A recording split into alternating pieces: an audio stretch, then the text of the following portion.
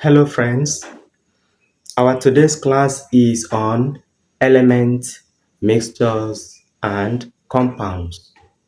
We are going to know what element is. We are also going to know what a compound is, and as well as mixture. Now, let's start with element. Element is a substance which cannot be split into other simpler units by an ordinary chemical process. You cannot break it further by ordinary chemical process. Now, what are the examples of elements? I am going to give you the first 20 elements. In a tabular form, atomic number, all these are atomic number elements and their symbol. Number one, hydrogen. The symbol is capital letter H. Number two, atomic number two, helium. The symbol is He. Number three, lithium, Li. Beryllium, Be. Boron, B. Carbon, C. Nitrogen, N. Oxygen, O. Fluorine, F. Neon, Ne. Sodium, Na. Magnesium, Mg. Aluminium, Al. Silicon, Si. Phosphorus, P. Sulfur, S. Chlorine, Cl. Argon, Ar. Potassium, K. And calcium, Ca. As a beginner in chemistry, if you wish to do well in chemistry, you have to memorize this. Know their symbols, know the atomic number, know their names. Do not make any mistake. Without knowing this, there are so many questions that you will not be able to answer, especially in OBJ examinations. So please memorize this. Compounds. A compound is a substance containing two or more different elements which are chemically joined together. Chemically joined together. More than two or more elements joined together forms what? A compound. Now, examples of compounds and constituent elements present in those compounds and their chemical formula are shown below. Number one, water is a compound. The constituent elements include hydrogen and oxygen. The formula is H2O. Ethanol contains carbon, hydrogen, and oxygen. The formula of ethanol is C2H5OH. Sand, silicon, and oxygen. The formula is SiO2. Calcium chloride.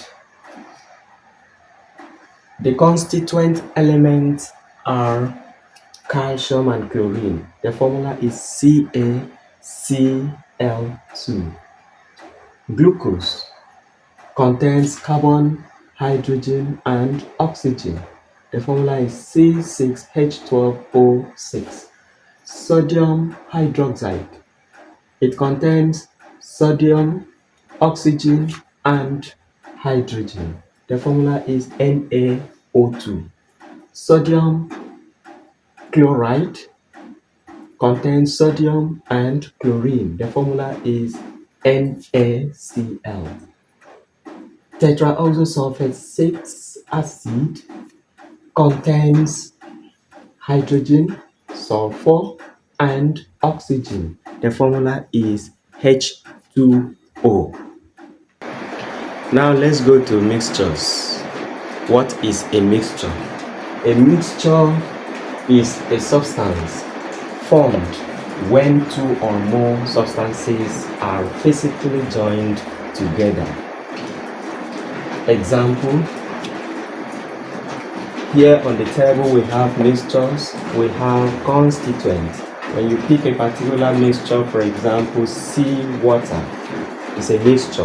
What are the constituent elements, the components of it? We have water in that sea water. We also have mineral salt in that sea water. We also have dissolved air. We have bacteria and so on. So because of these things present in the water, we have sea water to be what? A mixture. Number 2, air. The air is what? A mixture, because we have components like nitrogen there, oxygen there, water vapor is also present, carbon dioxide, inert gases, and so on and so forth. So air is also what? A mixture. Number 3, example, petroleum. Petroleum is a mixture. We have petroleum gas present in it. We also have kerosene, we have petrol, we have diesel, we have petroleum ether, and so on and so forth. We have more products present. So that makes it a mixture. Palm wine. Palm wine contains water, sugar, yeast, protein, fats, vitamins, mineral salts. Another example is soil. Remember, don't get confused when we say soil and sand. Sand is an example. I mentioned it in a compound. It's an example of a compound. But soil is a mixture because that sand is one of the components in it. Let's look at it. Soil contains sand, contains water, contains air, contains mineral salt, contains bacteria, contains organic matter, and so on and so forth. So soil is a mixture. I want also to point out that your examiner can bring some examples of an element, some examples of a mixture, and some examples of a compound, and mix them up together and ask you to rearrange them based on the following headings: element, mixture, and a compound. If you don't know them, you will not be able to. So take note. Now let's move to differences between a mixture and a compound. In a tabular form, mixture this side, compound the other side. Now the first point here is that the constituents can be separated by physical means. That's the constituent of a mixture can be separated using physical means. Whereas in a compound, the constituent cannot be separated by physical means. Number 2 point, the composition of a mixture can vary. Composition of a mixture can vary. But under compound, the composition is fixed. Number 3, the formation of a mixture does not need a great amount of heat. Whereas in compound, the formation of a compound involves remarkable heat change. Number 4, the properties are the sum of each individual constituent. So when you are looking for the properties of the mixture, you have to consider individual constituents of that mixture. Whereas in a compound, the properties are different completely from those of each constituent. Number 5, it may be homogeneous or heterogeneous, whereas in a compound, it is always what? Homogeneous.